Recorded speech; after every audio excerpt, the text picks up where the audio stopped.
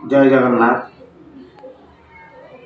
मोर ओडिशार पुरपल्लीर अगणित कृष्णरस पिपासु भाई और भौणी मानू सर्वप्रथम आज शुभेच्छा जनाई आज आलोच्य प्रसंग को त्वरान्वित करवा। तो माँ राधारानी जो प्रसंग चली वृंदावन एमती सप्त बार अष्टकुंजरे एपरी भाव राहस चली थाए, विभिन्न प्रकार लीला होता है। दिनकर कथा कौन है ना माँ राधारानी आज सिंहासन अधिष्ठिता एवं वृंदावन आज हूँ गोटे अदालत चली जो भगवान श्रीकृष्ण होती मुदाला।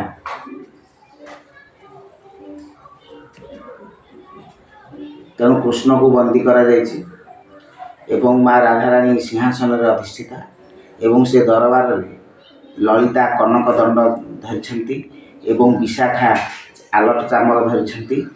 मंत्री होती चंद्रावली एवं श्री रूपमंजरी होती पात्र एवं तुंग विद्या होती कटुआल एवं 16 सहस्र गोपनारी तांकर सैन्य होती।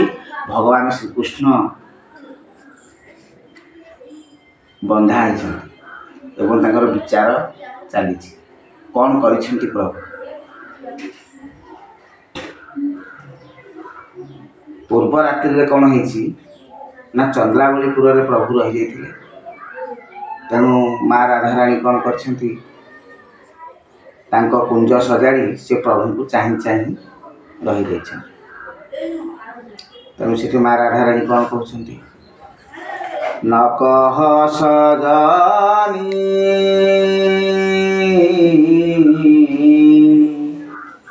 कृष्ण को आनिब किए से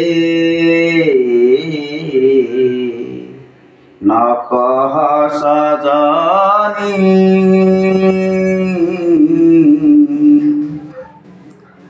चतुरे रे चंद्रावली चतुरे रे चंद्रावली निशिवासर से न कह सजनी कृष्ण को आनिब किए से। तेणु माँ कहते जे हे सजनी बा हे सखी वृंद प्रभु परम पुरुष भगवान श्रीकृष्ण तो जाकि चंद्रावलीपुर रहिले तांको किए सेठार जाकि आनी पारिबो।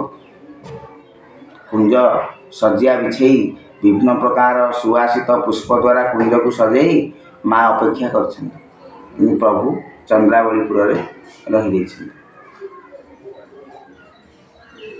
न देखे कालिया मुह भासिले जमुना सुआ न देखे कालिया मुह भासिले जमुना सुआ श्रीमती सुमन कुंजे श्रीमती सुमन कुंजे सढ़ेरे निराशे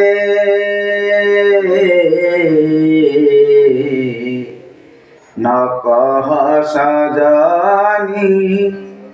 माँ कहते से प्रभुंकर जो कलावदन जो रंग रे सबू रंग सन्निहित सबू रंग मिशीगले पूरा लीन हो कला मुह को न देखी मु जमुना सुहे भासीगला पर मत लगे। एवं श्रीमती होती माँ राधारानी सुमन कुंजरे सजई है सी अपेक्षा कर सढ़िले निराशे सढ़ा अर्थ हूँ कौन ना गोटे शरीर में गोटे ताप सृष्टि होगा गोटे ईर्षा जमी मन में गोटे ताप सृष्टि हुए शरीर गोटे ताप सृष्टि हेले शरीर झाड़ बाहर अंग प्रत्यंग ଏବଂ ସେ ଯେମିତି ଯିଏ ଭାବିବ ଯେ ଯେମିତି ଗୋଟେ କଞ୍ଚା ଫଳକୁ ଆମେ ପଚେଇବା ପାଇଁ ଯେମିତି ତାକୁ ଗମ ଦିଆଯାଏ, ସେମିତି ମାନେ ବିଭିନ୍ନ ପ୍ରକାର ଚିନ୍ତା, ସନ୍ଦେହ, ଶଙ୍କା, ଦୁଃଖ, ବିଷାଦ ଏସବୁ ମିଶିଗଲା ପରେ ଶରୀରରୁ ଯେଉଁ ତାପଟା ବାହାରେ ତାକୁ କୁହାଯାଏ ସରିବା। ନିରାଶ ହୋଇ ମା ରାଧାରାଣୀ ନିରାଶ ହୋଇପଡ଼ିଛନ୍ତି। ଆଉ କ'ଣ କହୁଛନ୍ତି? ସୂର୍ଯ୍ୟ ଉପାସନା କରି ଲଭି ନଥିଲି ଶ୍ରୀ ହରି। ସୂର୍ଯ୍ୟ ଉପାସନା କରି ଲଭି ନଥିଲି ଶ୍ରୀ ହରି। ଗୋବିନ୍ଦ ହେ ବେମପତି, ଗୋବିନ୍ଦ ହେ ବେମପତି, ରୁଦ୍ରାଣୀ ହରସେ। କହିଲେ ସୂର୍ଯ୍ୟଙ୍କୁ ଉପାସନା କରି ବୃନ୍ଦାବନରେ ମା ରାଧାରାଣୀ ସୂର୍ଯ୍ୟଙ୍କର ପୂଜା କରନ୍ତି। ସୂର୍ଯ୍ୟଙ୍କର ଉପାସନା କରିବା ଦ୍ୱାରା ମନସ୍କାମନା ପୂର୍ଣ୍ଣ ହୋଇଥାଏ ଏବଂ ବୃନ୍ଦାବନର ଅଧିଷ୍ଠାତ୍ରୀ ମା ବୃନ୍ଦାବତୀ, ବୃନ୍ଦାଦେବୀ ଏବଂ ମା ପୂର୍ଣ୍ଣମାସୀ। ତେଣୁ ସେ କହୁଛନ୍ତି ଯେ ସୂର୍ଯ୍ୟଙ୍କର ଉପାସନା କରି ମୁଁ ଶ୍ରୀହରିଙ୍କୁ ପାଇଥିଲି ଏବଂ ଗୋବିନ୍ଦ ମୋର ପତି ହେବେ ବୋଲି ମୁଁ ମଧ୍ୟ ବରଦାନ ପାଇଥିଲି। ମା ରୁଦ୍ରାଣୀ, ମା ପୂର୍ଣ୍ଣମାସୀଙ୍କ ଠାରୁ ମୁଁ ବରଦାନ ମଧ୍ୟ ପାଇଥିଲି, କିନ୍ତୁ ସିଏ ଆଜି ଚନ୍ଦ୍ରାବଳୀପୁରରେ ଅଛନ୍ତି। ମୋ କୁଞ୍ଜ ଆଜି ଶୂନ୍ୟ ହେଇଛି ପ୍ରଭୁ କରୁଣା।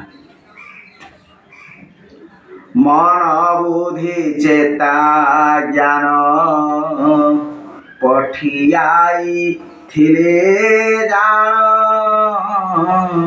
ମା କହୁଥିଲି ମୋର ମନ ବୁଦ୍ଧି ଚେତା ଜ୍ଞାନ ମାନେ ମୁଁ ସବୁ କିଛି ଖର୍ଚ୍ଚ କରିସାରିଲିଣି, ସବୁ କିଛି ଲଗେଇ ସାରିଲିଣି, କିନ୍ତୁ ହେଲେ କି ସେ ହତ ଜ୍ଞାନ। ଯାହାକୁ ବି ସେ ପ୍ରଭୁଙ୍କ ପାଖକୁ ପଠାଉଛନ୍ତି ଇଏ ସମସ୍ତେ ହତଜ୍ଞାନ ହିଁ କରୁଛନ୍ତି। ପଶି ଆଜ୍ଞା ଦେଶେ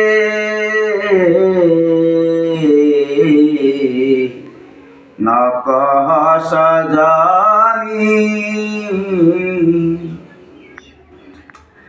कहे भाई अभिराम धनी तु न हुआ भ्रम।